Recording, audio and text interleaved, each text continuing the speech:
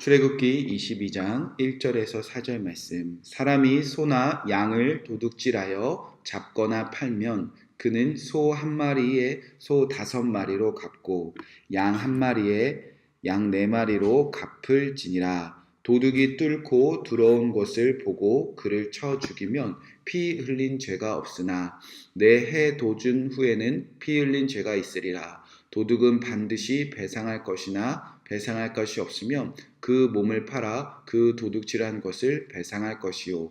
도둑질한 것이 살아 그의 손에 있으면 소나 낙이나 양을 막론하고 갑절을 배상할지니라. 아멘. 하나님의 말씀입니다. 오늘은 갑절을 배상하라 라는 말씀 제목 가지고 하나님의 은혜를 나누도록 하겠습니다.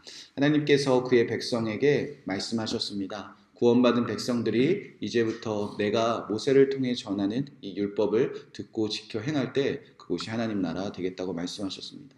그리고 십계명을 말씀하셨고 이제 십계명에 해당되는 그 율법들을 세세하게 자세하게 설명하고 계십니다. 우리가 십계명에서 배웠듯이 도둑질하지 말라, 그리고 내 이웃의 것을 탐내지 말라, 그것에 대한 이제 세부적인 율법, 바로 재산권의 침해에 관한 법률들을 이제 22장 전체에 대해서 말씀하십니다. 총 22장의 전체는 총 4가지 도둑질하고 남의 것을 탐냈을 때 배상하는 법들이 기록되어져 있는데, 도둑질했을 때, 그리고 곡식을 이제 훔쳤을 때, 그리고 누군가에게 무엇을 맡겼는데 그 맡은 사람이 그것을 탐냈을 때, 또 다른 사람의 이웃의 그 처녀를 유혹한 사람, 그렇게 재산에 피해를 주었던 그 4가지 법률에 대해서 이제 자세하게 하나님께서 말씀하셨고, 오늘은 1절부터 4절까지 남의 것을 도둑질했을 때 하나님의 나라와 하나님의 백성들은 이 일을 어떻게 처리해야 되는지, 누군가 우리의 것을 도둑질했을 때, 또 우리가 혹여 남의 것을 도둑질했을 때 하나님의 나라는, 하나님의 백성들은 그 일을 어떻게 공동체에서 잘 해결해야 되는지, 그 내용을 우리가 함께 잠시 살펴보도록 하겠습니다. 핵심은요, 보상하라입니다. 배상하라. 도둑질 했을 때도 우리가 배상을 해야 되고요. 그리고 누군가 우리에게 우리 것을 빼앗아 갔을 때도 우리는 배상받는 것이 하나님 나라의 법칙입니다. 이 이스라엘을 그 율법들을 잘 살펴보면요, 이제 한 가지 특별한 특징이 있는데, 이스라엘의 그 하나님 나라의 백성들에게는요, 그 감옥이라는 것이 존재하지가 않습니다.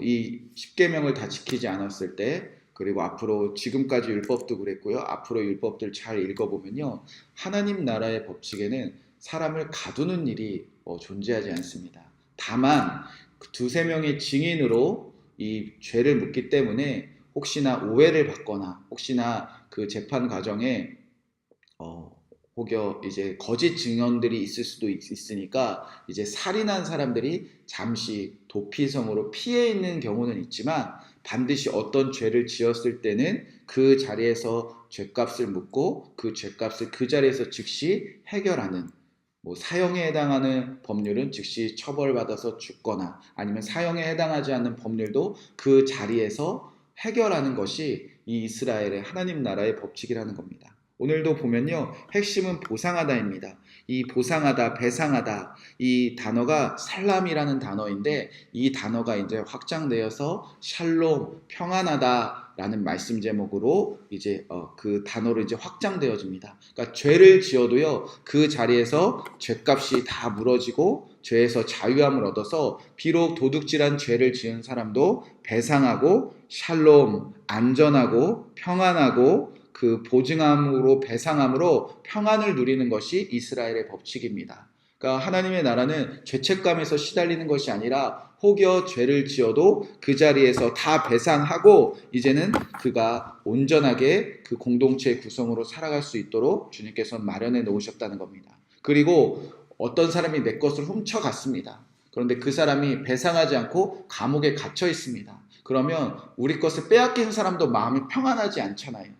그 사람들도 역시 그 자리에서 배상을 다 받고, 무언가 도둑질 당한 사람도 샬롬, 평화를 누리는, 살람을 누리는, 배상을 받고 평화로운 삶을 누리는 것이 이스라엘 법칙입니다.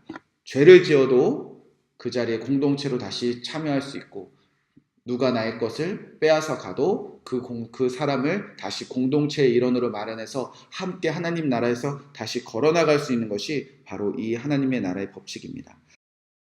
그래서 이 도둑질한 법률 중에 첫 번째 법률을 살펴보면요, 역시 감옥이 있는 것이 아니라 서로 함께 이 일을 온전하게 해결하고 어떠한 죄책감도 없이 하나로 이제 공동체에서 나아간다는 겁니다.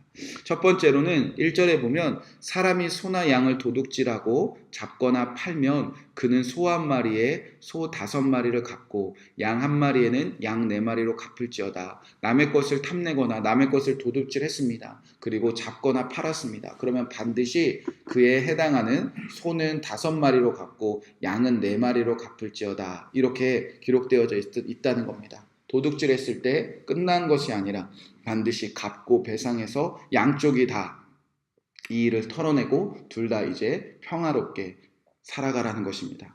만약 그런데 도둑질한 그 사람을 바라보며 이제 주인이 그 도둑을 지키기 위해서 어떤 이제 자기를 보호하는 일들을 했습니다. 그때도 어떻게 해야 되는지 정확하게 기록되어져 있습니다. 만약에 도둑이 들어오는 것을 보았는데 저녁인 겁니다. 그래서 그 상대방을 알아보지 못하고 이제 깜깜한 밤에 지키기 위해서 그를 쳐 죽였을 때는 이제 자신의 것을 온전히 지키기 위해서 피 흘린 것이므로 살인죄를 면하게 되어져 있습니다.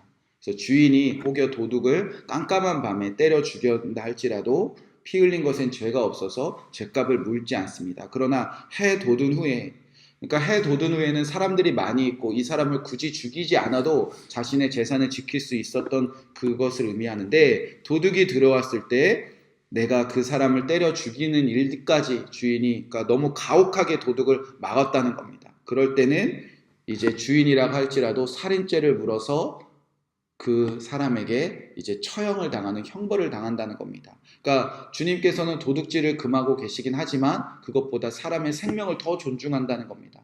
서로 도둑질을 했을 때 서로 배상하면 될 것을 해 돋은 후에 모두가 다 지킬 수 있는 그 시간에 사람을 죽인 거에서는 하나님께서 생명을 더 중시하신다는 겁니다. 그리고 만약에 이 도둑질한 사람이 배상할 것이 없을 때, 이미 소를 도둑질했거나 양을 도둑질했거나 그래서 이 도둑질한 것을 다 팔아서 자기가 다 썼을 때, 그때도 하나님께서는 반드시 배상하는 것이 원칙입니다. 배상할 것이 없으면 자기의 몸을 팔아 그 도둑질한 것을 배상할 것이요, 종이나 노예로 되어서 반드시 배상하고 그 자리에서 모든 죄는 떨쳐내고 서로 안전하게 살아가라는 겁니다.